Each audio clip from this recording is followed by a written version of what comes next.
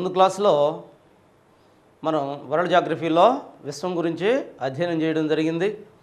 మరి తర్వాత రెండో చాప్టర్గా చూసినట్టయితే అక్షాంశాలు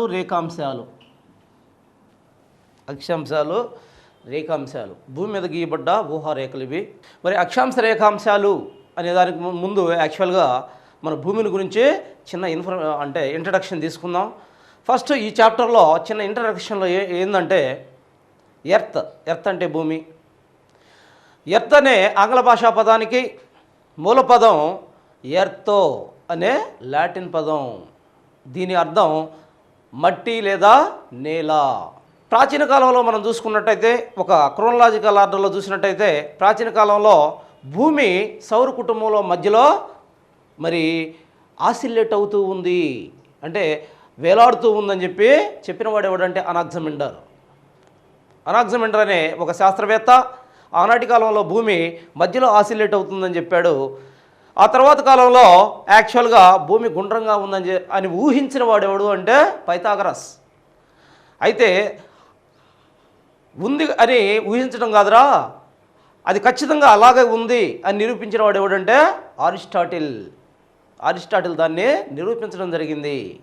ఆధునిక కాలానికి వచ్చేసరికి యాక్చువల్గా భూమి కంప్లీట్ గోళం కాదు అని చెప్పి అనేక అధ్యయనాలు చేయబడ్డాయి భూమి మీద. మరి భూమి మీద అధ్యయనాలు చేయబడ్డ తర్వాత భూమి సంపూర్ణ గోళం కాదు అని చెప్పి శాస్త్రజ్ఞులు మరి అనేక అధ్యయనాల ద్వారా తెలియజేయడం జరిగింది. అంటే ఏ విధంగా ఉంది భూమి? యాక్చువల్గా నారింజ పండు ఆకారంలో ఏదైతే ధ్రువాలు ఉన్నాయో ఆ ధ్రువాల వద్ద ఒత్తబడి ఉంది. నారింజ పండును చూసారు ఎప్పుడైనా? ఎట్టుంటుంది? జస్ట్ గోళం లాగానే ఉంటుంది, పైన ఒత్తబడి ఉంటుంది, ఆ విధంగా ఒత్తబడి ఉంది. సో ఇది గోళం కాదు, గుండ్రంగా లేదు భూమి. గుండ్రంగా కాకుండా ఇంకో ఆకారంలో ఉంది, కొద్ది గోళంగానే ఉంది కానీ పైన ఒత్తబడి ఉంది. జస్ట్ దీని ఆకారాన్ని జియాయిడ్ అన్నారు.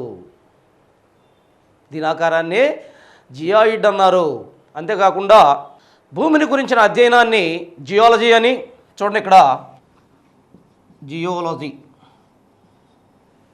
మరి భూమిని గురించిన అధ్యయనాన్ని జియాలజీ అన్నాం, భూమిని గురించిన వర్ణనని జియోగ్రఫీ అన్నాం. జియోగ్రఫీ అన్నాం. యాక్చువల్గా జియోలజీ భూమిని గురించి అధ్యయనాన్ని జియోలజీ అన్నాం. దీనిలో చూసినట్టయితే గ్రాఫియా మీన్స్ యాక్చువల్గా జియో మీన్స్ ఎర్త్. జియో అంటే భూమి. ఆలజీ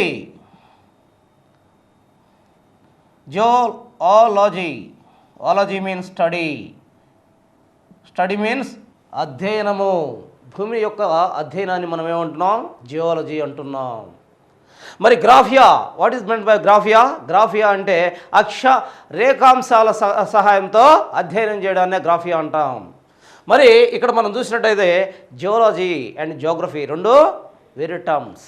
యాక్చువల్గా భూగోళ శాస్త్రం అనే పదం యాక్చువల్గా అనే పదాన్ని వాడినవాడు కానీ మరి భూమి చుట్టుకొలతని మొట్టమొదటిగా గణించిన వాడు కానీ ఎవరు అంటే ఆనాటి కాలంలో గ్రీకు శాస్త్రవేత్త అయిన ఎవరు?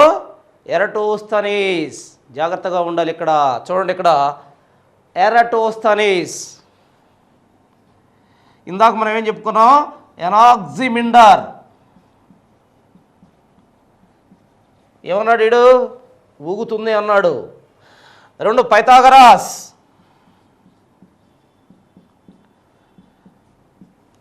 3 అరిస్టాటిల్. వీళ్ళ గురించి చెప్పాను. యాక్చువల్గా వీడు భూమి సౌర కుటుంబంలో ఊగుతుందన్నాడు పైథాగరస్, గుండ్రంగా ఉందన్నాడు అరిస్టాటిల్, దాన్ని నిరూపించాడు. సో ఆ తర్వాత మనం చూసినట్టయితే భూగోళ శాస్త్రం అనే పదాన్ని వాడినవాడెవడు? వాడే యాక్చువల్గా భూమి చుట్టుకొలతను ఫస్ట్ లెక్కించిన వాడు ఎవరు అంటే ఎరటోస్తనీస్. గ్రీక్ శాస్త్రవేత్త ఎరటోస్తనీస్.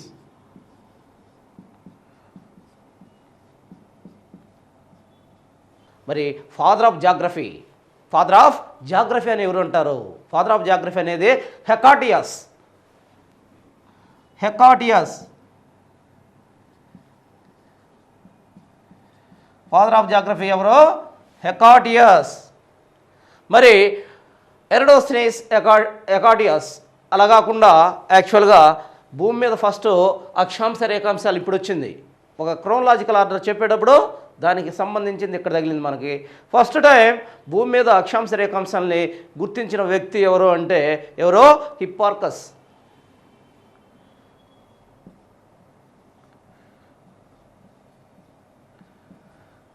ఇతను ఏం చేశాడో తెలుసా? ఆస్ట్రోలోబ్ అనే పరికరం. ఏ పరికరంతో ఇతను ఈ విధంగా గుర్తించాడు అని ఫస్ట్ అడుగుతారు. ఆస్ట్రోలోబ్ అనే పరికరం దేంతో గుర్తించాడు? ఆస్ట్రోలోబ్. భూమి మీద ఉన్న అక్షాంశ రేఖాంశాలని ఆస్ట్రోలోబ్ అనే దాంతో గుర్తించడం జరిగింది. సో వీళ్ళ ముగ్గురు చాలా ఇంపార్టెంట్. ఎరడోస్థెనీస్ ఏం చేశాడు? హెకాటియస్ ఎవడు అసలు? వీడు father of geography. And Hipparchus అసలు ఏంది ఇతుంది? ఫస్ట్ టైం యాక్చువల్గా అక్షాంశ రేఖాంశాలను గుర్తించాడు. మరి అతని పేరు, అతను ఏ పరికరంతో ఉపయోగించి గుర్తించాడో? దిస్ ఇస్ కాల్డ్ ఆస్ట్రోలోబ్ ఉపయోగించి గుర్తించడం జరిగింది.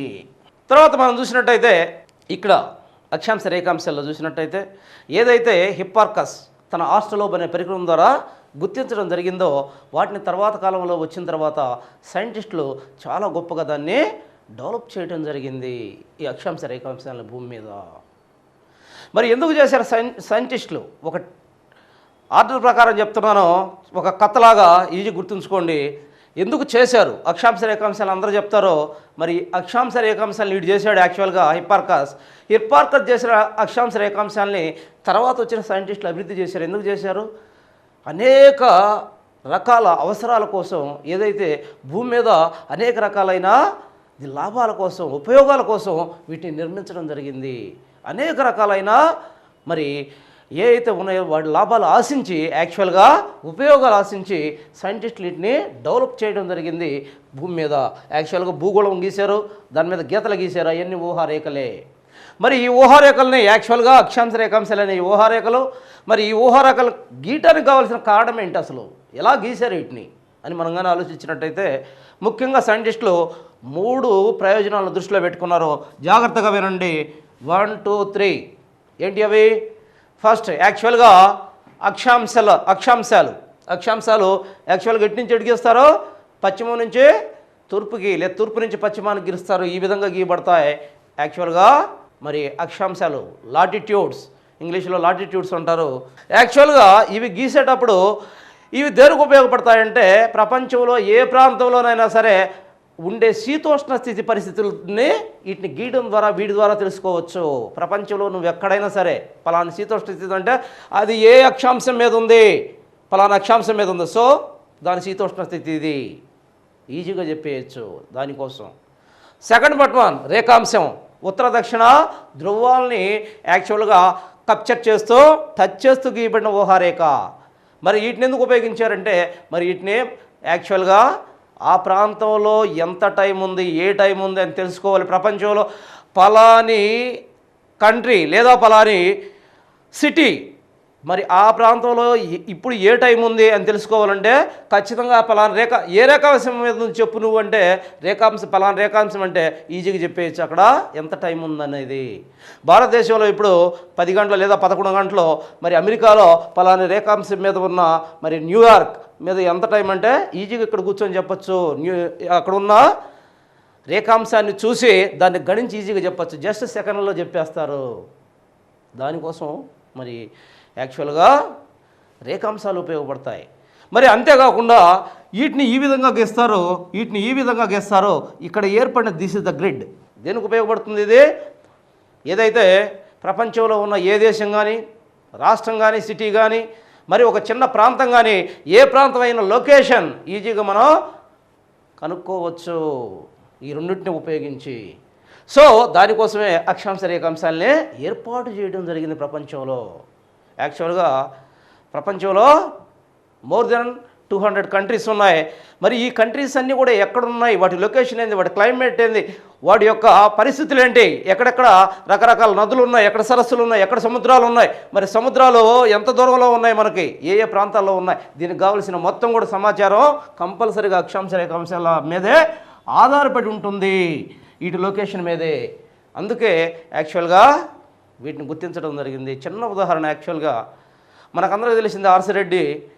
మరి యాక్చువల్గా మనం ఏం చెప్తాం, పలాది ఇక్కడ ఏది అంటే యాక్చువల్గా మెజారిటీ ఆఫ్ స్టూడెంట్స్ పలాని కొత్తది ఏదన్నా పెట్టామనుకోండి, స్టడీ సర్కిల్, పలానా స్టడీ సర్కిల్ ఎక్కడంటే ఏం చెప్తాం, ఆర్సి రెడ్డికి పలానా దగ్గర, ఆర్సి రెడ్డికి తూర్పున పలానా దగ్గర.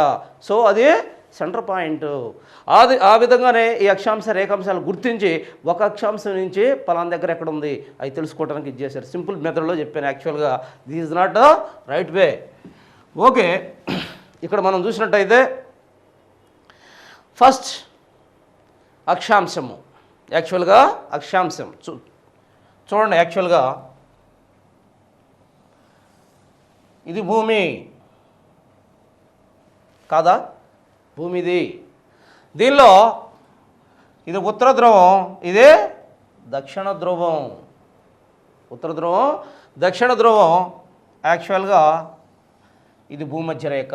అంతవరకు ఉండండి, జస్ట్ వెయిట్. దీన్ని లాటిట్యూడ్స్ అంటారు.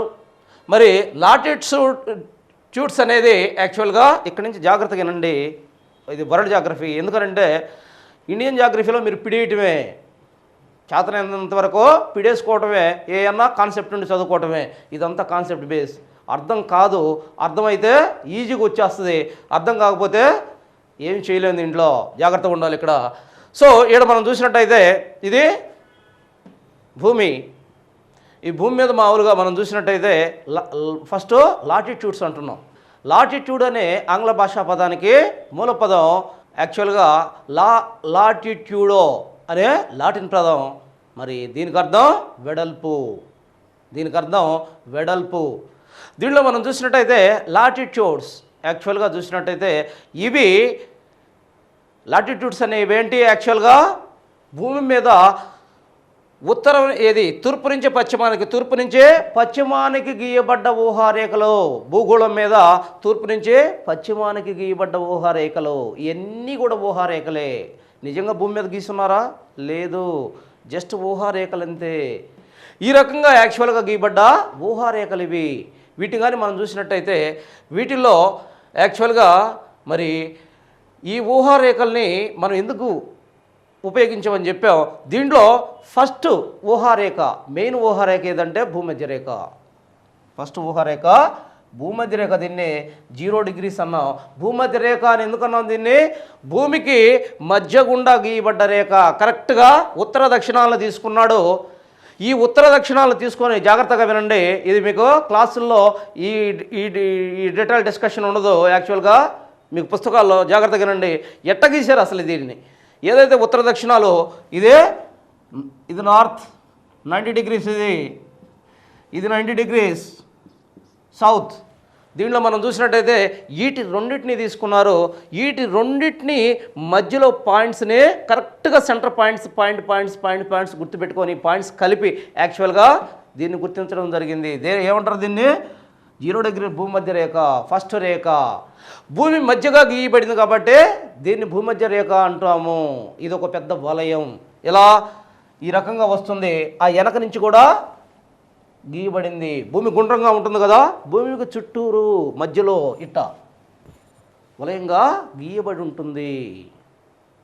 మరి ఈ సెంటర్లో గీయబడింది కాబట్టి ఇదే అన్నిటికన్నా పెద్ద వలయం. యాక్చువల్గా అక్షాంశాలంటే వలయాలు, రౌండ్లు ఎలా ఉంటాయి ఇవి? యాక్చువల్గా మళ్ళీ అటు నుంచి కూడా ఇటు వచ్చి ఇట్టుంటాయి. ఒక బాల్ని తీసుకుంటే చుట్టూరు మనం గీస్తే ఎలా ఉంటాయి అలాగుంటాయి. అర్థమవుతుందా చెప్పేది?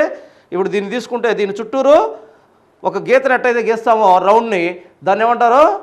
మరి ఆ విధంగానే ఒక బాల్ని తీసుకుంటే బాల్ మధ్యలో బల్జ్గా ఉంటుంది. అంతేనా? బాల్ని పైన కింద కన్నా కూడా మధ్యలో కొంచెం లావుగా ఉంటుంది, ఉబ్బెత్తుగా. దాని చుట్టూరు గీత గీస్తే దట్ ఈస్ కాల్డ్ భూమధ్య రేఖ. మరి భూమధ్య రేఖ అన్నిటికన్నా పెద్దగా ఉంటుందా చిన్నగా ఉంటుందా? అన్నిటికన్నా పెద్దగా ఉంటుంది ఈ వృత్తం. మరి దీన్ని అందుకనే గ్రేట్ సర్కిల్ అంటారు. ఇవన్నీ సర్కిల్స్, అక్షాంశాలు అంటేనే సర్కిల్స్. ఆ అక్షాంశాల్లో గ్రేట్ సర్కిల్ అంటారు దీన్ని. భూమధ్య రేఖ ఇంకొక పేరేంటి? గ్రేట్ సర్కిల్, అతి పెద్ద సర్కిల్. ఇది చూడండి. యాక్చువల్గా క్లియర్ కట్గా చూస్తే ఇది భూమిని 2 సమాన భాగాలుగా విభజిస్తుంది.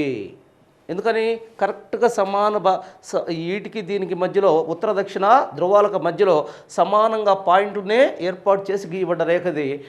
మరి ఇది ఉత్తర దక్షిణాలనే 2గా విభజిస్తుంది. చూడండి ఇక్కడ సింపుల్గా. మరి దీన్ని పైదాన్ని ఏదైతే భూమధ్య రేఖకు పైభాగానున్న మహాగోళాన్ని 2 అర్ధగోళాలు అర్ధగోళాలుగా విభజిస్తుంది. ఈ గోళాన్ని ఉత్తరార్ధగోళమని దక్షిణార్ధగోళము అంటారు. ఈ గోళాన్ని ఉత్తరార్ధగోళం అన్నాం, ఈ గోళాన్ని దక్షిణార్ధగోళము అన్నాము. దీనిలో మనం చూసినట్టయితే 0 డిగ్రీల నుంచి పైనున్న ఉత్తరార్ధగోళాన్ని 90 అక్షాంశాలుగా విభజించడం జరిగింది.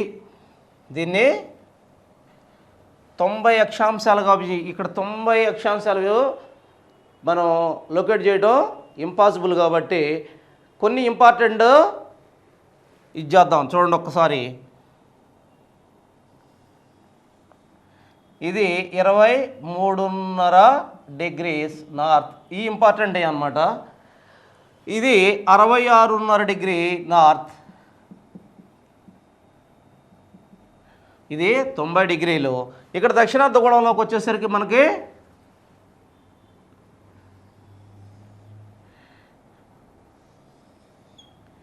23.5 డిగ్రీ సౌత్, 66.5 డిగ్రీ సౌత్.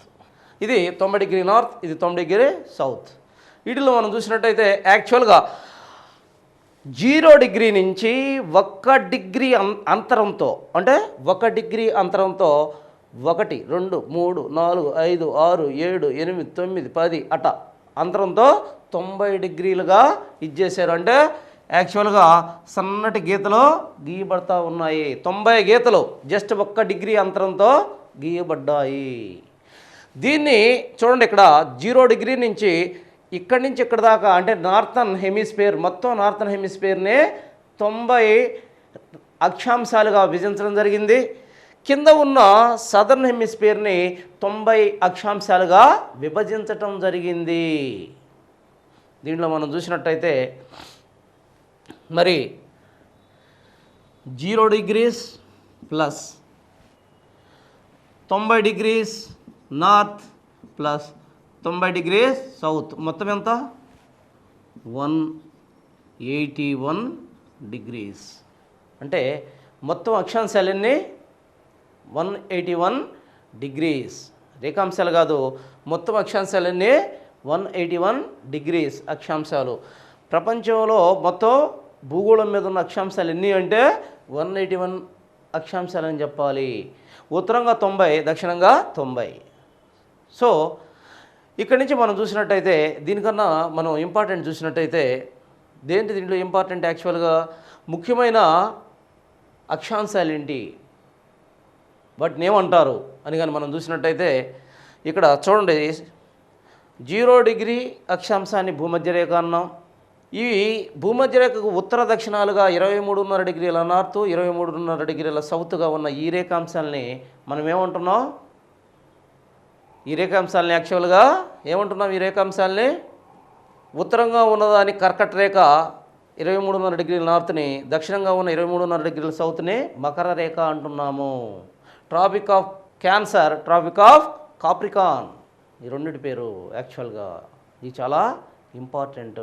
ఆ తర్వాత 66.5 డిగ్రీల నార్త్ని మనం ఏమంటున్నాం? Arctic circle. Arctic circle. 66.5 డిగ్రీల సౌత్నే అంటార్కిటికా సర్కిల్ అని అంటున్నాం. అంటార్కిటికా సర్కిల్ అంటున్నాం. ఇక్కడ 90 డిగ్రీల నార్త్ని ఉత్తర ధ్రువం, 90 డిగ్రీల సౌత్ని దక్షిణ ధ్రువంగా పేర్కొంటున్నాము.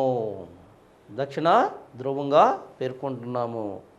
ఇక్కడ గమనించాల్సిన ఒక విషయం ఏంటంటే యాక్చువల్గా ఇక్కడ చూడండి, 0 డిగ్రీలు అంటే భూమధ్య రేఖ నుంచి ఈ పైకి పోయే యాక్చువల్గా ప్రతి రేఖాంశానికి మధ్య ఇప్పుడు చూడండి 0 డిగ్రీ ఉంది.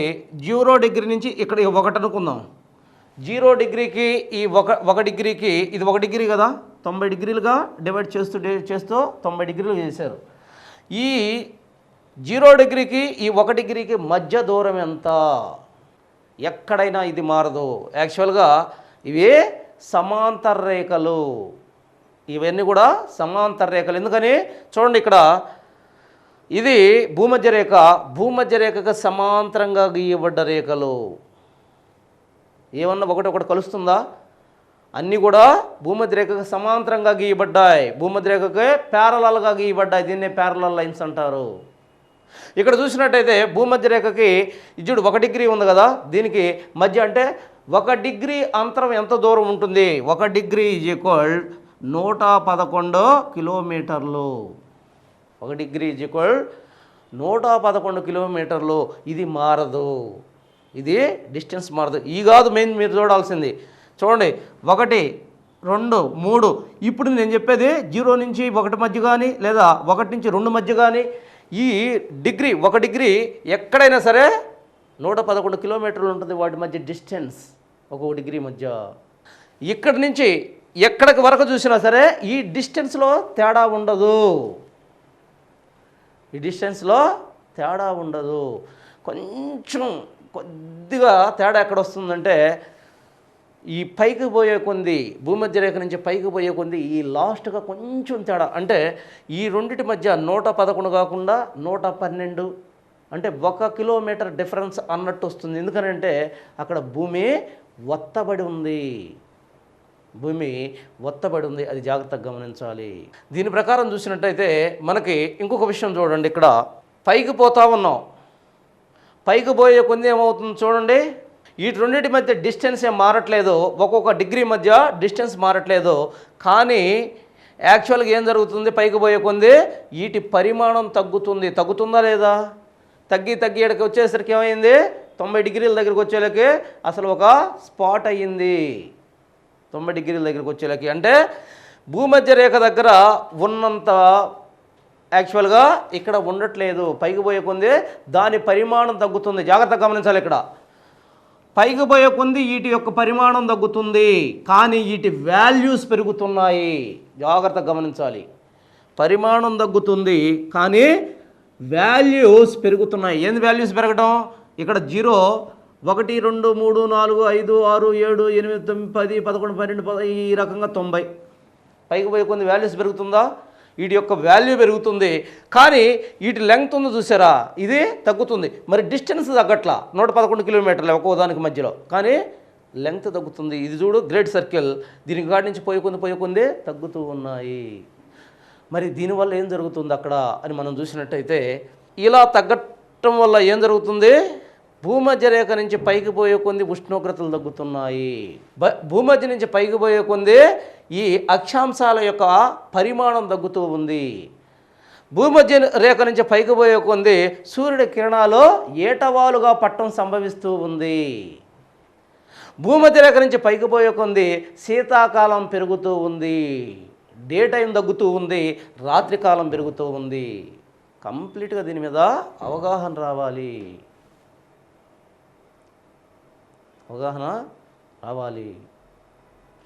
ఆ తర్వాత మనం చూసామంటే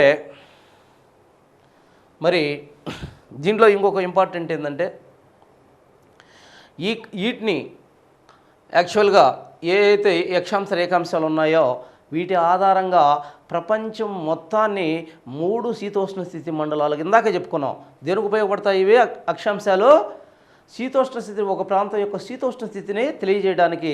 మరి వీటిని ఉపయోగించే ప్రపంచంలో 3 ముఖ్యమైన శీతోష్ణ స్థితులని శాస్త్రజ్ఞులు గుర్తించారు. చూడండి, యాక్చువల్గా దీన్ని మొత్తాన్ని ఏమన్నారు? ఏంది మొత్తం? భూమధ్య రేఖకు ఎప్పుడు కూడా భూమధ్య రేఖే తీసుకోవాలి.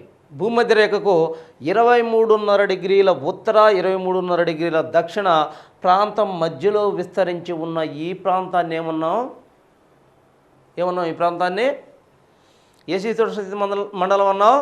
ఆయన రేఖా మండలం, అధిక ఉష్ణ మండలం లేదా ఆయన రేఖా మండలం అంటున్నాము. దీన్ని గుర్తుపెట్టుకోండి. ఏమంటున్నాం? ఆయన రేఖా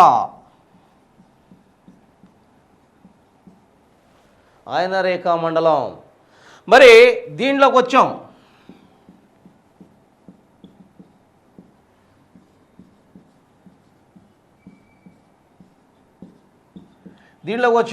మరి ఏంటిది? ఇది భూమధ్య రేఖకు అటు 66.5 డిగ్రీలు ఉత్తరంగా, ఇటు 66.5 డిగ్రీల వరకు ఉన్న, మరి ఇక్కడ 23.5 డిగ్రీ దక్షిణంగా 23.5 డిగ్రీల నుంచి 66.5 డిగ్రీలు భూమధ్య రేఖకు ఉత్తరంగా 23.5 డిగ్రీల నుంచి 66.5 డిగ్రీల మధ్య విస్తరించిన ఈ మండలాన్ని సమశీతోష్ణ మండలంగా మనం పేర్కొంటున్నాం. ఏ మండలం ఇది? సమశీతోష్ణ మండలం.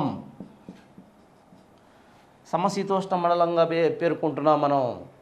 మరి ఇక్కడ ఇది చూడండి, ఇంకా ఏంటిది? ఇది యాక్చువల్గా ఉత్తరంగా దక్షిణంగా చూసినట్టయితే 66.5 డిగ్రీల నుంచి 90 డిగ్రీల నార్త్, 66 డిగ్రీల నుంచి 90 డిగ్రీల సౌత్, ఈ రెండింటిని చూసినట్టయితే ఇది ఏ మండలంగా చెప్తున్నాం మనం? ఫ్రిజిడ్ మండలం, అంటే అతి శీతల మండలంగా చెప్తున్నాం. శీతల మండలంగా గుర్తించడం జరిగింది. ఆయన రేఖ సమశీతల, అతి శీతల మండలం, శీతల మండలం అని మనం చెప్తున్నాం. ఈ ప్రాంతాల్లో ఉన్నవన్నీ కూడా అత్యధికంగా మంచు కురుస్తూ ఉంటుంది. మరి ఎప్పుడు కూడా శీతాకాలాలు కనిపిస్తాయి. శీతలంగా ఉంటుంది, అతి శీతలంగా అంటే అతి చల్లగా ఉంటుంది ఈ ప్రాంతాలన్నీ కూడా. ఈ ప్రాంతాలు చూస్తే కొంత, ఎందుకని ఇక్కడ ఉష్ణోగ్రతలో కొద్దిగా తగ్గుతాయి కానీ మరి మధ్యస్థంగా ఉంటాయి ఉష్ణోగ్రత, అందుకనే దీన్ని సమశీతల అన్నాం. ఇది ఆయన రేఖ, భూమధ్య రేఖ మీద యాక్చువల్గా సూర్యుడి కిరణాలు నిలువుగా ప్రసరిస్తాయి. దానివల్ల ఈ ప్రాంతంలో అత్యధిక ఉష్ణోగ్రత ప్రాంతంగా మనం గమనిస్తాం. అందుకే ఆయన రేఖ మండలము అంటున్నాము. ఆయన రేఖ మండల ప్రాంతం అని చెప్తున్నాం మనం. ఈ రకంగా మనం చూసినట్టయితే యాక్చువల్గా ఈ ప్రాంతాలన్నింటినీ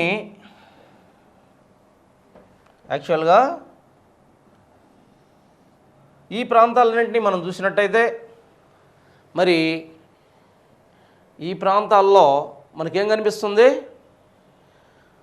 విభిన్నమైన పరిస్థితులు మనకు కనిపిస్తూ ఉంటాయి. శీతోష్ణ స్థితి పరిస్థితులు మనకు కనిపిస్తూ ఉంటాయి. అంతేకాకుండా యాక్చువల్గా ఏమనుకున్నాం ఇందాక, ఇవి భూమధ్య రేఖ ఆధారంగా, అక్షాంశాలన్నీ దేని ఆధారంగా గీయబడ్డాయి? ఫస్ట్ భూమధ్య రేఖను గీశారు, తర్వాత భూమధ్య రేఖ ఆధారంగా గీయబడ్డ ఊహారేఖలు. అసలు భూమధ్య రేఖే ఊహారేఖ, దాన్ని ఆధారంగా గీయబడ్డ ఊహారేఖలు, దాన్ని ఆధారం చేసుకొని 1 డిగ్రీ అంతరంతో వీటిని చిన్నంగా గీసుకుంటూ పోయారు. మరి వీటిలో మనం చూసినట్టయితే వీటిని భూమధ్య రేఖకు సమాంతరంగా గీశారు కాబట్టి వీటిని సమాంతర రేఖలు, ప్యారలల్ లైన్స్ అంటారు. అయితే ఇవి ప్యారలల్ లైన్సే కానీ సమాంతరాలే కానీ అసమానంగా ఉన్నాయి. రీసెంట్గా మరి ఏం గుర్తించారో? అసమానంగా ఉన్నాయి. అసమానంగా ఏ విధంగా ఉన్నాయి? ఎందుకున్నాయి అసమానంగా? చూసినట్టయితే చూడండి, ఇక్కడ భూమి చుట్టుకొలత చూద్దాం. ఇక్కడ చుట్టుకొలత చూసినప్పుడు భూమిది యాక్చువల్గా ఈ భూమధ్య రేఖ వద్ద చుట్టుకొలత, భూమధ్య రేఖ వద్ద చూసినట్టయితే 40,075 కిలోమీటర్లు ఉంది. అదే చుట్టుకొలత ఉత్తర దక్షిణ ధ్రువాల దగ్గర చూసినట్టయితే, ఇదే ధ్రువాల వద్ద చూసినట్టయితే 40,008 కిలోమీటర్లు ఉంది. డిఫరెన్స్ ఉందా లేదా? డిఫరెన్స్ కనిపిస్తూ ఉంది. అదే యాక్చువల్గా మనం చూసినట్టయితే ఇంకా భూమి యొక్క వ్యాసంగా చూసినట్టయితే భూవ్యాసం, యాక్చువల్గా భూవ్యాసాన్ని మనం చూసినట్టయితే భూమధ్య రేఖ వద్ద 12,756 కిలోమీటర్లు ఉంది. అదే ఉత్తర దక్షిణ ధ్రువాల దగ్గర వ్యాసం ఎంత ఉంది? యాక్చువల్గా ఈ వ్యాసం అనేది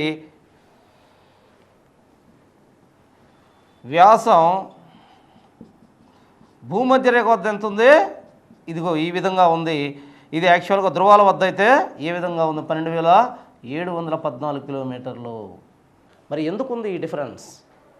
ఈ డిఫరెన్స్ ఉండడానికి కారణం ఏంటంటే యాక్చువల్గా దీన్ని బట్టే అనేది యాక్చువల్గా జియాయిడ్, ఇది సంపూర్ణ గౌళం కాదు అనేది శాస్త్రజ్ఞులు తేల్చిన విషయం దీన్ని. మరి దీనిలో మనం చూసినట్టయితే దీంట్లో ఇంకా యాక్చువల్గా దీన్ని ఆధారం చేసుకొని మనం ఇంకా ఏం చెప్పొచ్చు, యాక్చువల్గా ఒక చిన్న లెక్క వేద్దాం దీంట్లో. మనం ఇందాక ఏం చెప్పుకున్నాం, ప్రతిదాని మధ్య ఉన్న యాక్చువల్గా 2 డిగ్రీస్ మధ్య ఉన్న గ్యాప్ ఎంత అన్నాం, అంటే 111 కిలోమీటర్లు అని చెప్పాం కదా. మరి ఈ 111 కిలోమీటర్లు ఏ విధంగా ఉన్నాయనేది యాక్చువల్గా చూద్దాం.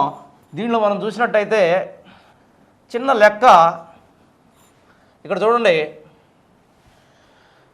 ఏ అనే వ్యక్తి ఒకే అక్షాంశం మీద ఉన్నాడు, ఒకే రేఖాంశం మీద ఉన్నాడు, కానీ డిఫరెంట్ అక్షాంశాల మధ్య ఉన్నాడు. ఏ అనే వ్యక్తి యాక్చువల్గా ఇక్కడ 37 డిగ్రీల దగ్గర ఉన్నాడు, 37 డిగ్రీల దగ్గర ఉన్నాడు. అదే డిగ్రీల దగ్గర ఉన్నాడు. అదే బి అనే వ్యక్తి, ఏ అనే వ్యక్తి ఇది బి అనే వ్యక్తి ఇక్కడ 40 డిగ్రీల దగ్గర ఉన్నాడు. సింపుల్ లెక్కలు ఇవన్నీ. ఈ అడిగితే జాగ్రత్తగా ఉండాలి మీరు. 40 డిగ్రీల దగ్గర ఉన్నాడు, ఏది ఒకే రేఖాంశం మీద అని అడిగినప్పుడే ఇది వర్కౌట్ అవుద్ది, జాగ్రత్తగా ఉండాలి. డిఫరెంట్ రేఖాంశాలు అంటే దానికి మళ్ళీ వేరే ఉంది.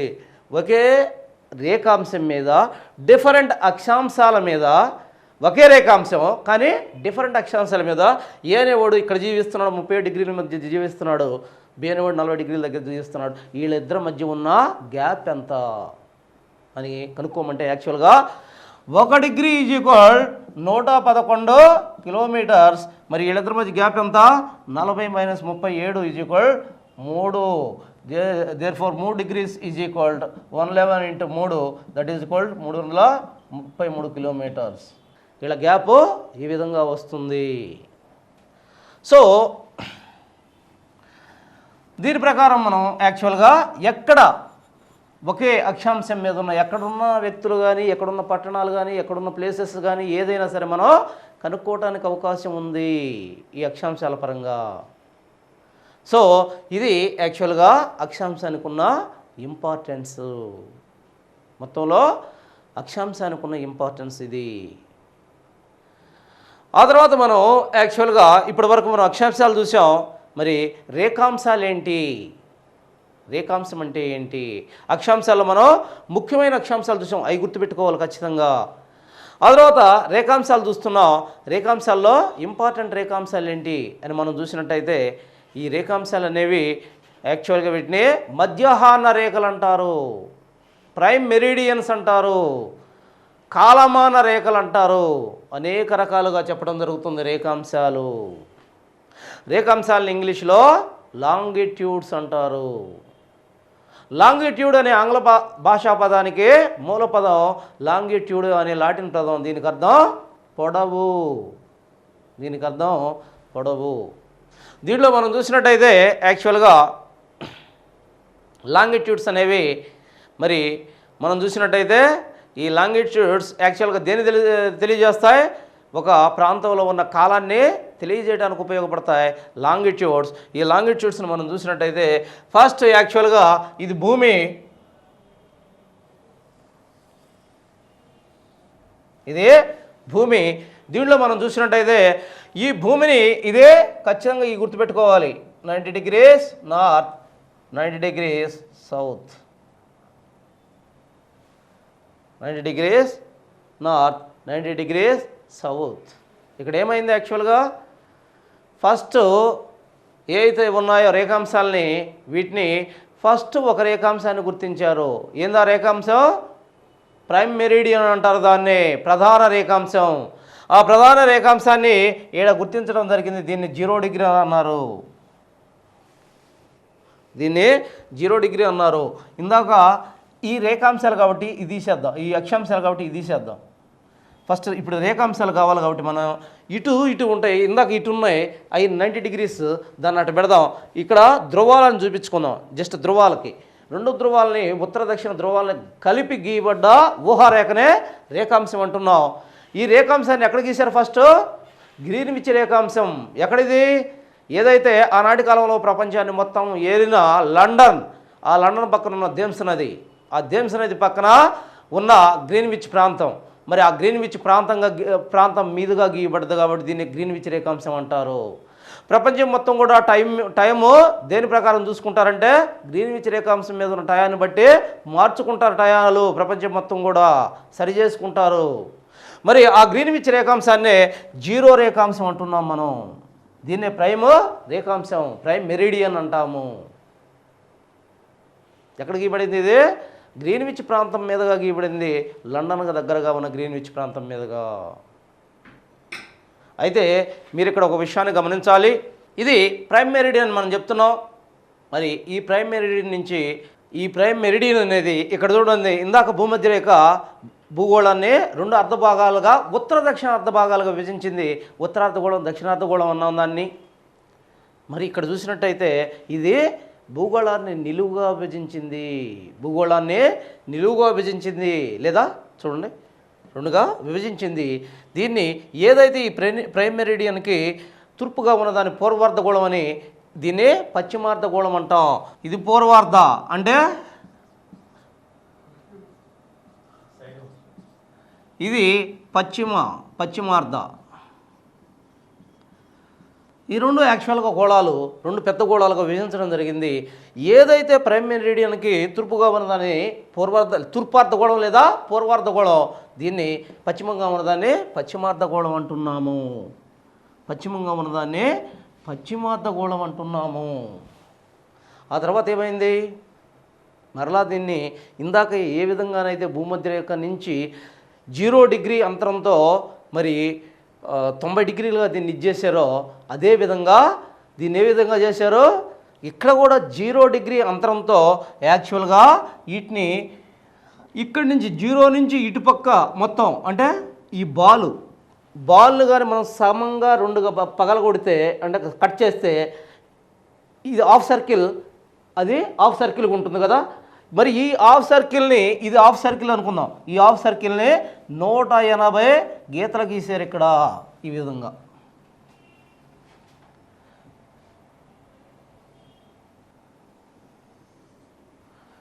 ఓకే, ఈ రకంగా యాక్చువల్గా భూమిని ఇక్కడ 180 వేయటం మనకు కుదరదు.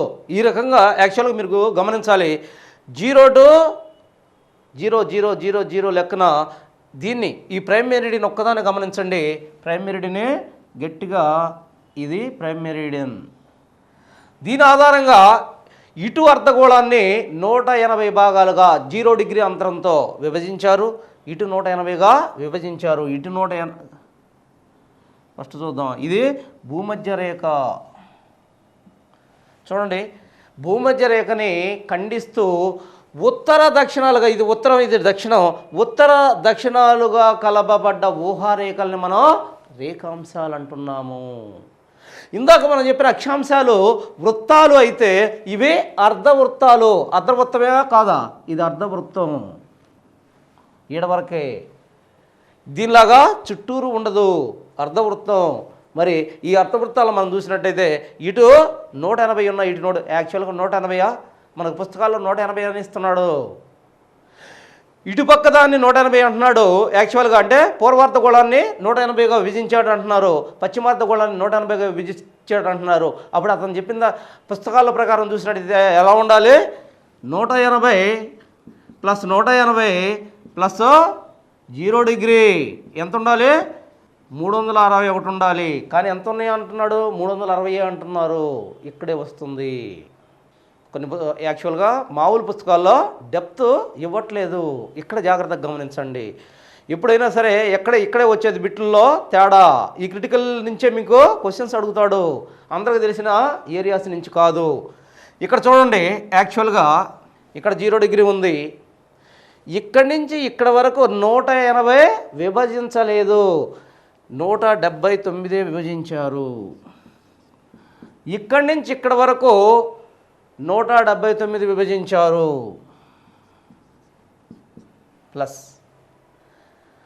ఏదైతే 180 ఇందాక చెప్పామో, ఇటు నుంచి ఇటు 180 అని చెప్పామో, ఆ 180 కలిసి ఒకే 180.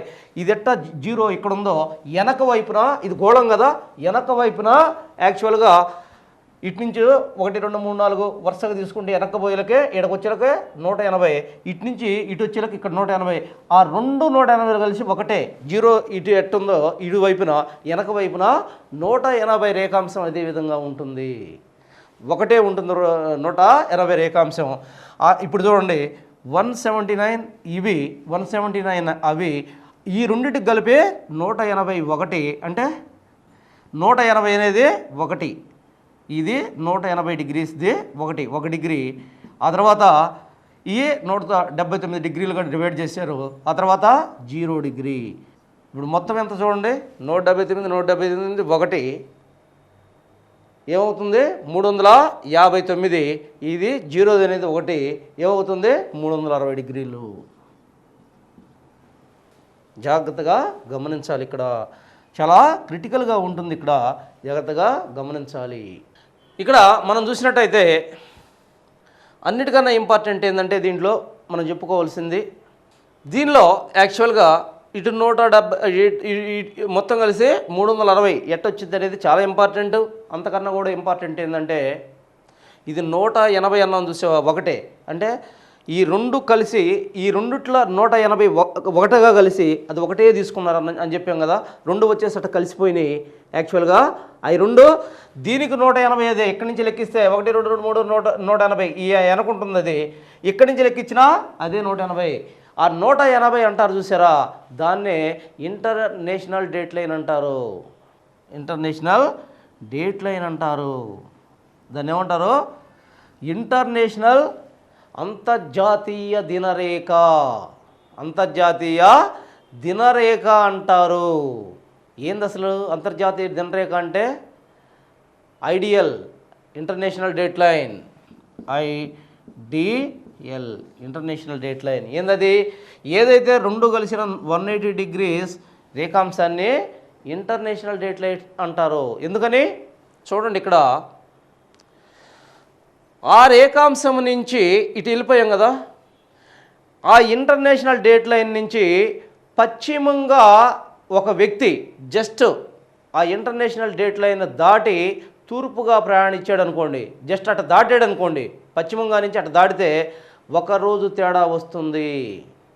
పశ్చిమంగా ఉన్న వ్యక్తి, పశ్చిమ అక్షాంశాల దగ్గర ఉన్న వ్యక్తి జస్ట్ ఇంటర్నేషనల్ డేట్ లైన్ అంటే అంతర్జాతీయ దినరేఖను జస్ట్ అట్ట దాటితే ఏమవుతుంది? ఒక రోజును కోల్పోతాడు. ఒక రోజును కోల్పోతాడు అంటే ఏంటి? సపోజ్, అందుకే దాన్ని ఇంటర్నేషనల్ డేట్ లైన్ అంటున్నాం. ఆ డేట్ లైన్ జస్ట్ ఆ రేఖాంశానికి తూర్పుగా ఉన్నప్పుడు ఒక డేట్ ఉంటుంది, పశ్చిమంగా ఉన్నప్పుడు ఒక డేట్ ఉంటుంది. చాలా క్రిటికల్ ఏరియా ఇది.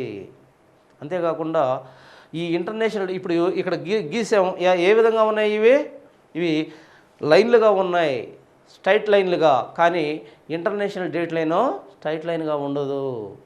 అది యాక్చువల్గా ఎందుకని? పసిఫిక్ మహాసముద్రంలో అనేక దీవులు ఉన్నాయి కాబట్టి ఆ దీవులు అనేవి యాక్చువల్గా ఆ లైన్కి అటుపక్క ఒక డేటు ఇటుపక్క ఒక డేట్ ఉంటుంది కాబట్టి అవి ఆ లైన్ అనేది వాటి మీదకి పోకూడదు కాబట్టి వాటిని సర్దారు. అందుకని లైను వక్రంగా ఉంటుంది. ఆ ఒక్క లైన్ మాత్రం 180 డిగ్రీ రేఖాంశ లైను వక్రంగా ఉంటుంది. ఏటి మీద పోతుంది యాక్చువల్గా? అది బేరింగ్ జలసంధి. బేరింగ్ జలసంధి ఎక్కడుంది? ఏదైతే అమెరికా రష్యాల మధ్య ఉందో బేరింగ్ జలసంధి, ఆ బేరింగ్ జలసంధి మీదుగా ఎలూషియన్ ఐలాండ్స్ ఏటేటి మీదకి పోద్ది? బేరింగ్ జలసంధి ఒకటి, 2 ఎలూషియన్ ఐలాండ్స్, తర్వాత Fiji islands, Kiribati islands, Tonga islands, వీటి మీదుగా పోతూ ఉంటుంది. వరల్డ్ మ్యాప్లో చూస్తే మీకు క్లియర్ కట్గా అర్థమవుద్ది ఏ దేవుడి మీద పోతుందో. ఖచ్చితంగా మ్యాప్ చూడాలి మీరు. పోతుంది అంటే అర్థం ఏంటంటే, సపోజ్ ఇంటర్నేషనల్ డేట్ లైన్లో ఉన్న ఇంపార్టెన్స్ ఏంటంటే, సపోజ్ ఇప్పుడు పశ్చిమంగా ఉన్నావు, ఇక్కడ పశ్చిమంగా 7 ఉన్నప్పుడు పశ్చిమ అక్షాంశాలు ఇవి తూర్పు అక్షాంశాలు. పశ్చిమ అక్షాంశాల మీద ఉన్నప్పుడు యాక్చువల్గా ఒక వ్యక్తి మార్చ్ 20 ఒక 20వ తేదీన బయలుదేరాడు. ఇక్కడ మార్చి 20వ తేదీన బయలుదేరాడు. ఇక్కడికి వచ్చేలాకి ఎంత అవుతుంది? మార్చి 20న బయలుదేరాడు. ఇక్కడికి వచ్చేలాకే జస్ట్ ఇది దాటితే, ఈ లైన్ దాటంగానే మార్చి 21గా మార్చుకోవాలి తన టయాన్ని. ఒక రోజునే ముందుకి తీసుకుపోవాలి. ఇటు నుంచి ఇటు వస్తే ఒకరోజు కలుపుకోవాలి, ఇటు నుంచి ఇటు వస్తే ఒకరోజు తీసేసుకోవాలి. జస్ట్ అటు ఒక గంటలో అటు దాటితే చాలు, లేదా ఒక 5 నిమిషాలు అటు దాటితే చాలు, రోజు మార్చుకోవాలి. ఇటు పిఎం ఉంటే ఇటు ఏఎం రాసుకోవాలి, ఇటు ఏఎం ఉంటే ఇటు పిఎం రాసుకోవాలి. ఇదే దీని యొక్క గ్రేట్నెస్. సపోజ్ ఒక వ్యక్తి పశ్చిమ రేఖాంశాల మీద నుంచి దీన్ని దాటి తూర్పు రేఖాంశాల మీదకి వచ్చాడు, ఊరకట దాటి వచ్చాడు. ఇతను మార్చి 20న బయలుదేరాడు.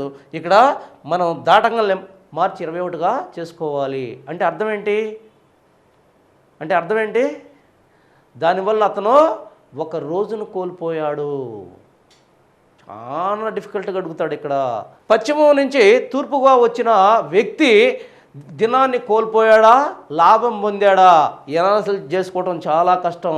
బండ గుర్తు ఒకటి పెట్టుకోండి. ఇటు నుంచి ఇటు వస్తే యాక్చువల్గా మనకేమనిపిస్తుంది, మార్చి 20న బయలుదేరాడు, జస్ట్ ఒక కాలు అటు వేయగానే మార్చి 21 అయింది, ఒకటే లాభం పొందాం కదా, మార్చి 20 నుంచి 21 లాభం పొందాం అనుకుంటాం, కానీ నష్టపోయాం. అది గుర్తుపెట్టుకోవాలి మనసులో. ఇటు నుంచి ఇటు వస్తే నష్టపోయాం, ఒక రోజున కోల్పోయాం. దీంట్లో బాగా కాన్సెప్ట్ అర్థమైతేనే మీకు 190 రకాలుగా క్వశ్చన్స్ అడుగుతారు. చాలా సింపుల్గా ఉంటే చాలా జారిపోతాం ఇక్కడే. ఆ తర్వాత ఒక వ్యక్తి ఈ తూర్పు రేఖాంశాల మీద నుంచే స్టార్ట్ అయ్యాడు. మరి తూర్పు రేఖాంశాల మీద నుంచి ఇటు వచ్చేటప్పుడు అతనికి యాక్చువల్గా మార్చి 20 స్టార్ట్ అయ్యాడు. ఇటు వచ్చేసరికి దేనిగా మార్చుకోవాలి, మార్చి 19గా మార్చుకోవాలి పశ్చిమ దీనికి వచ్చేసరికి. దాంతో ఒక రోజు లాభపడతాడు. అంటే ఒక వ్యక్తి తూర్పు రేఖాంశాల మీద నుంచి పశ్చిమ రేఖాంశాలకి, అంటే ఇంటర్నేషనల్ డేట్ లైన్ దాటి పశ్చిమ రేఖాంశాల మీదకి వస్తే ఒక రోజునే గెయిన్ అవుతాడు, లాభం పొందుతాడు, ఒకరోజు లాభం పొందుతాడు. దీని ప్రకారం మనం చూసినట్టయితే దీన్ని క్లియర్ కట్గా చూశారు కదా. దీనిలో ఇంకొక విషయం ఏంటంటే, ఇక్కడ యాక్చువల్గా చూడండి, ప్రైమ్ మెరిడియన్ నుంచి ఇటు పోయే కొంది కానీ, అంటే పశ్చిమానికి పోయే కొంది కానీ, ఇటు తూర్పుకు పోయే కొంది కానీ, వీటి పరిమాణంలో డిఫరెన్స్ ఏమీ లేదు, కానీ వాల్యూస్ పెరుగుతున్నాయి. అదొకటి గుర్తుపెట్టుకోవాలి. చూడండి, దీనికి ఇటు పోయినా వాల్యూస్ పెరుగుతాయి, ఇటు పోయినా వాల్యూస్ పెరుగుతాయి. వాల్యూస్ పెరగటం అంటే ఏంది? 0, 1, 2, 3, 4, 5, 6, 7, 180 అట్లా వాల్యూస్ పెరుగుతున్నాయి. ఇటు పోతే వాల్యూస్ పెరుగుతున్నాయి, కానీ పరిమాణంలో ఇందాకలాగా పరిమాణం తగ్గట్లా, పైకి పోతే పరిమాణం తగ్గట్లా, ఇటు పోతే పరిమాణం తగ్గట్లేదు. అది గమనించాలి. అంతేకాకుండా యాక్చువల్గా మనం చూసినట్టయితే భూమి తన చుట్టూ తాను తిరగడానికి భూమిని ఎన్ని రేఖాంశాలుగా మనం విభజించాం? 360 రేఖాంశాలుగా మనం విభజించడం జరిగింది. మరి ఈ 360 భూమి తన చుట్టూ తాను తిరగడాన్ని భూభ్రమణం అన్నాం కదా. భూమి మరి తన చుట్టూ తాను తిరగడాన్నే భూభ్రమణం అన్నాం. మరి ఈ తన చుట్టూ తాను తిరగడానికి భూభ్రమణానికి అంటే అర్థం ఏంటి? ఇక్కడ చూడాలి. ఇక్కడ 0 డిగ్రీ నుంచి స్టార్ట్ అయ్యి మళ్ళీ తిరిగి 0 డిగ్రీకి రావడానికి 360 డిగ్రీ తిరిగినట్టు కదా. మరి ఈ 360 డిగ్రీలు తిరగడానికి భూమి తన చుట్టూ తాను తిరగడానికి ఎంత టైం పడుతుంది? 24 గంటలు పడుతుంది. యాక్చువల్గా ఎంత పడుతుంది? 23 గంటల 56 నిమిషాల 4.6 సెకండ్ల కాలం పడుతుంది. యాక్చువల్గా అయితే దాన్ని మొత్తాన్ని 24 గంటలు అంటున్నాం. మరి 24 గంటల్లో మనం చూసినట్టయితే జాగ్రత్త, 360 డిగ్రీలు తిరగడానికి 24 గంటలు పట్టింది. ఇది అట్ట తిరిగి మళ్ళీ ఇక్కడికి రావడానికి అంటే 360 తిరగడానికి 24 గంటలు పట్టింది. 1 డిగ్రీ తిరగడానికి ఎంత పట్టుతుంది? 24 గంటలు ఇంటూ యాక్చువల్గా 60, దీన్ని నిమిషాల్లో మార్చుకుంటే బై 360, 6 6లు 36, 6 4 24, 4 నిమిషాలు పడుతుంది. అంటే 1 డిగ్రీ ఇక్కడి నుంచి ఇక్కడికి రావడానికి సూర్యుడు యాక్చువల్గా కిరణాలు దాని అంటే భూమి తన చుట్టూ తాను తిరిగేటప్పుడు సూర్యునికి ఎదురుగా 1 డిగ్రీ తిరగడానికి ఎంత ఎంత టైం పడుతుంది? 4 నిమిషాలు పడుతుంది. దీని ప్రకారం చూడండి ఒక్కసారి. అంటే ఇది చూడండి, 1 డిగ్రీ తిరగడానికి 4 నిమిషాలు పడితే 15 డిగ్రీలు తిరగడానికి ఎంత ఎంత పడుతుంది? 15 60 నిమిషాలు, అంటే 1 గంట. సో ఈ మొత్తాన్ని 360 డిగ్రీలు అన్నాం కదా, బై మరి 15 వేస్తే ఎంత వస్తుంది? ఎంత వస్తుంది ఇది? యాక్చువల్గా 15 రోజులు 15 నాళ్ళు 24 గంటలు. సో 1 గంట అంతరంతో అంటే మొత్తం భూగోళాన్ని 360 రేఖాంశాలుగా విభజించాం. 15 రేఖాంశాలని 1 గంట అంటే 15 ఒక్క రేఖాంశం తిరగడానికి 4 నిమిషాలు పడితే 15 రేఖాంశాలు తిరగడానికి 1 గంట పడుతుంది. 15 రేఖాంశాల అంతరంతో దీన్ని 24 మండలాలుగా విభజించారు. ఒక్కొక్క మండలం తిరగడానికి 1 గంట. సో మొత్తం భూమి తన చుట్టూ దాన్ని తిరగడానికి ఒక రోజుకే 24 గంటలు పడుతుంది. దీనిలో మనం చూసినట్టయితే ఇక్కడ కొన్ని లెక్కలు ఉన్నాయి. ఆ లెక్కలను మనం ఖచ్చితంగా గుర్తుపెట్టుకోవాలి. ఇక్కడ ఒక్కటే గుర్తుపెట్టుకోవాలి మీరు. 1 డిగ్రీ తిరగడానికి 4 నిమిషాలు పడుతుంది అన్నాం కదా. ఈ 4 నిమిషాలు అనేది ఇక్కడ తేడా ఉంది. ఏంటిది అది? సపోజ్ ఇక్కడ ప్రామాణిక కాలం, స్థానిక కాలం, అది చెప్పుకున్న తర్వాత మీకు అర్థమవుతుంది. ఏంటిది స్థానిక కాలము అంటే? స్థానిక కాలము అంటే ఏంటి? ప్రామాణిక కాలం అంటే ఏంటి? స్థానిక కాలము అంటే సపోజ్ హైదరాబాద్ తీసుకుందాం. హైదరాబాదులో అనేక రేఖాంశాలు దేన్ని సూచిస్తాయి? ఒక ప్రాంతంలోని కాలాన్ని సూచించే రేఖాంశాలు సపోజ్ హైదరాబాద్ మీద పోతా ఉన్నాయి.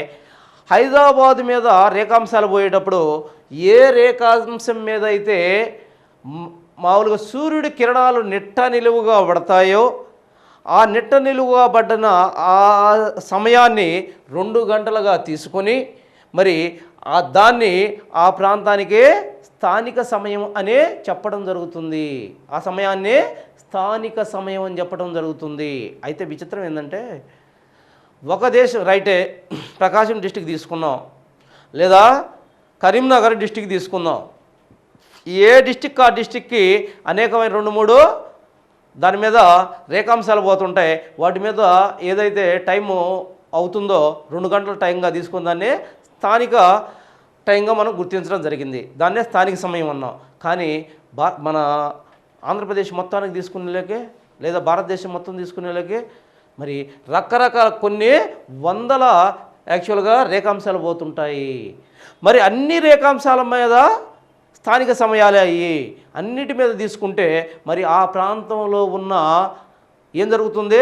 రవాణా, కమ్యూనికేషన్ అండ్ మరి ఆర్థిక వ్యవస్థలన్నీ కూడా ఇబ్బందికి గురవుతాయి. ఎందుకని? టైం అనేది అన్నిటికీ ఒకటే ఉండాలి.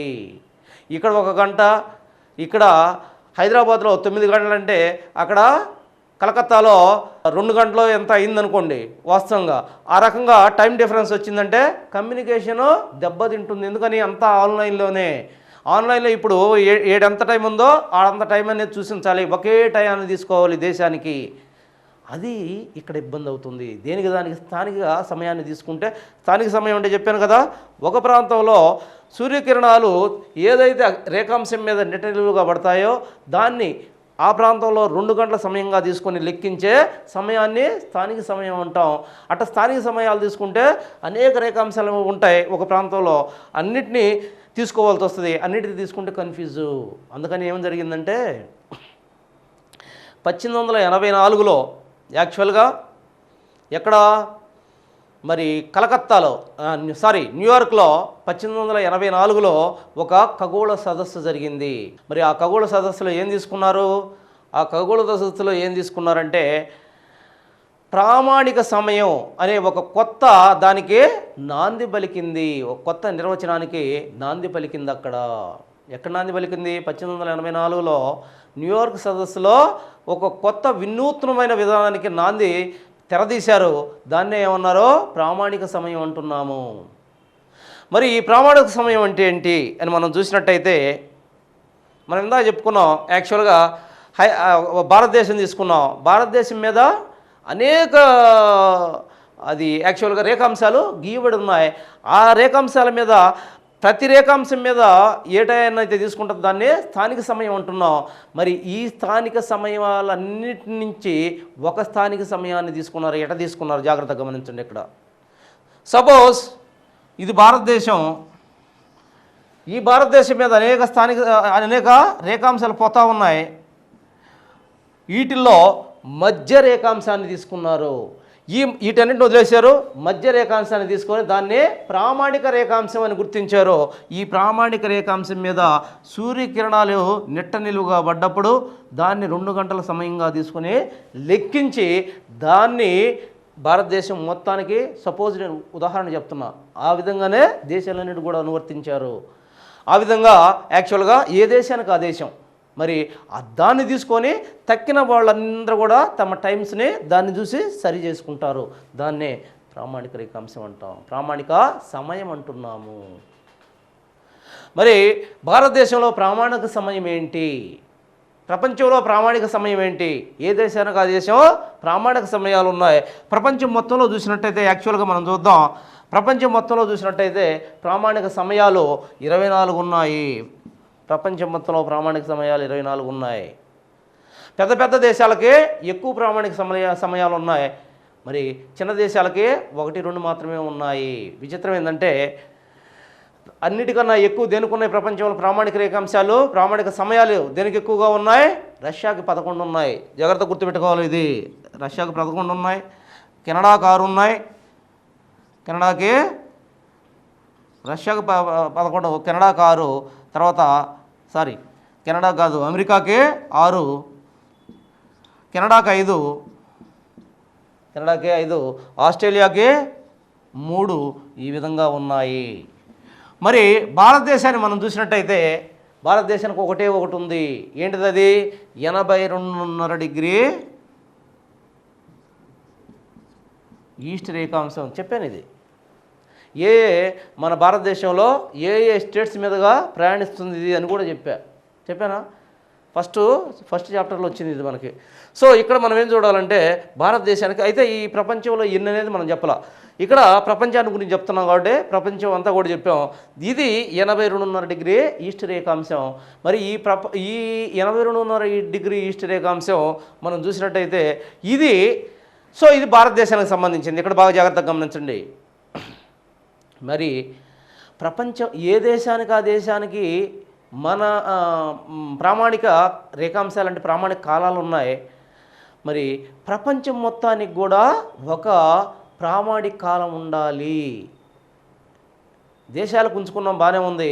ప్రపంచం మొత్తానికి కూడా ఒక కాలం ఉండాలి.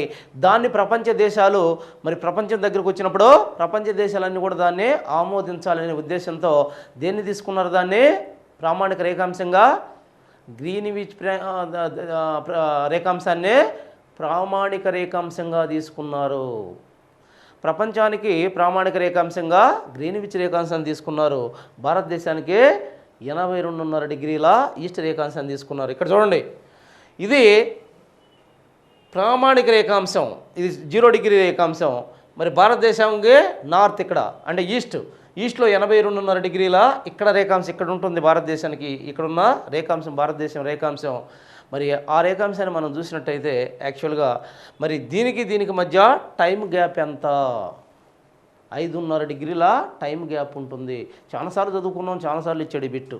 ప్రపంచ ప్రామాణిక సమయానికి ఎక్కడ తీసుకున్నారు? ప్రపంచ ప్రామాణిక సమయం గ్రీన్విచ్ రేఖాంశం మీద ఉన్న సమయాన్ని తీసుకున్నారు. మరి ఈ సమయానికి భారతదేశం యొక్క సమయానికి డిఫరెన్స్. భారతదేశ ప్రామాణిక సమయం ఎంత? 82.5 డిగ్రీ ఈస్ట్ రేఖాంశం మీద ఉన్న సమయం.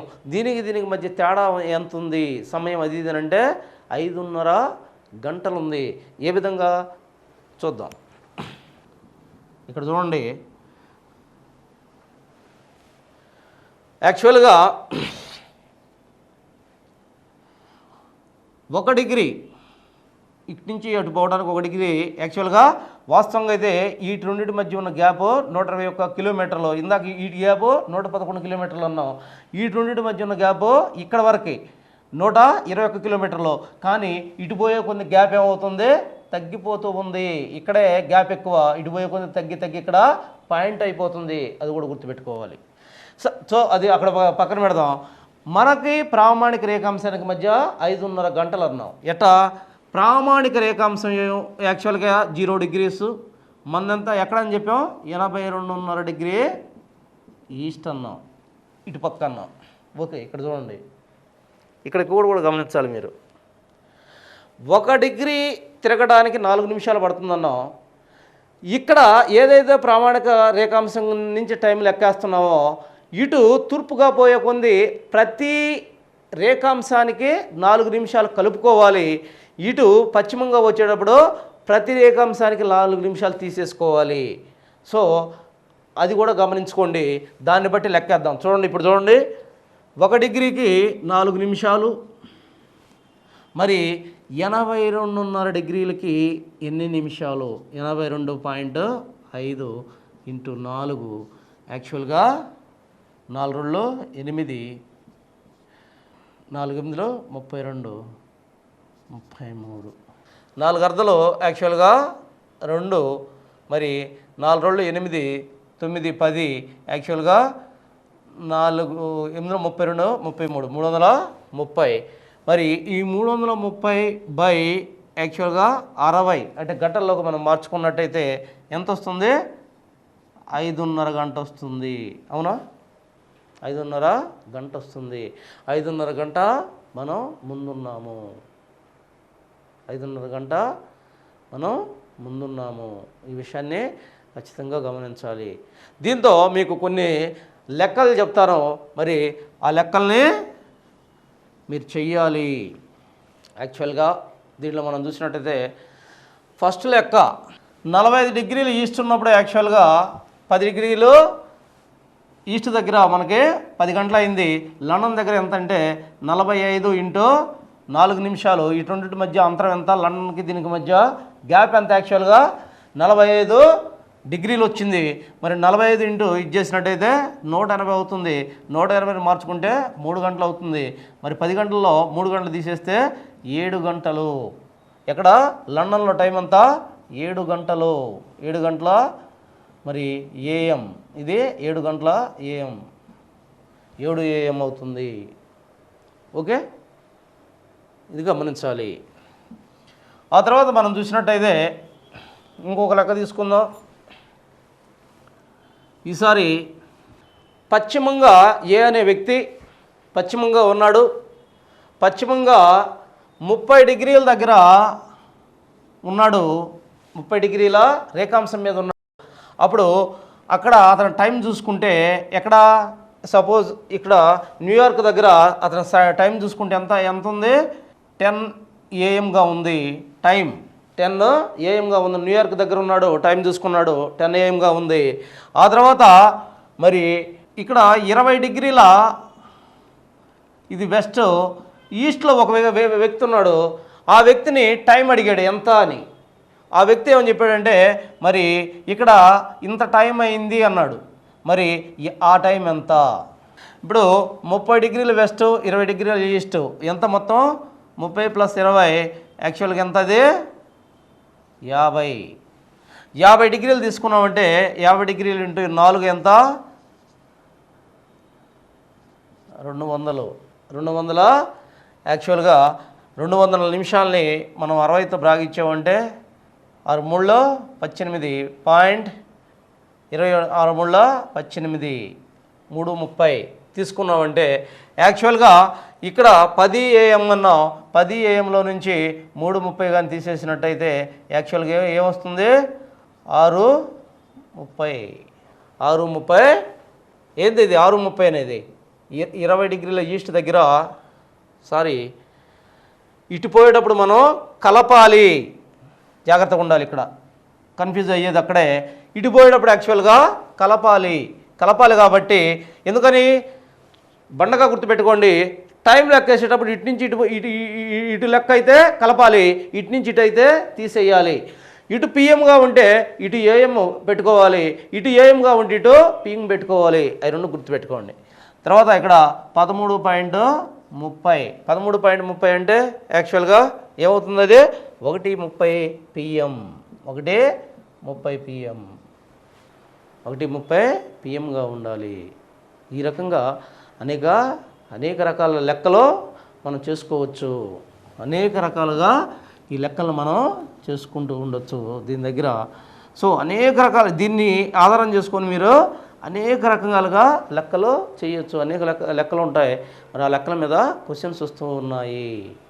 సో ఇది యాక్చువల్గా ప్రామాణిక కాలం చెప్పాం. ఆ తర్వాత స్టాండర్డ్ టైం అంటే స్థానిక సమయం చెప్పాం. అంతేకాకుండా ఇంటర్నేషనల్ డేట్ లైన్ గురించి చెప్పాం. సో ఇదే అక్షాంశ రేఖాంశాల గురించే మనం సమగ్రంగా చర్చించడం జరిగింది ఇక్కడ.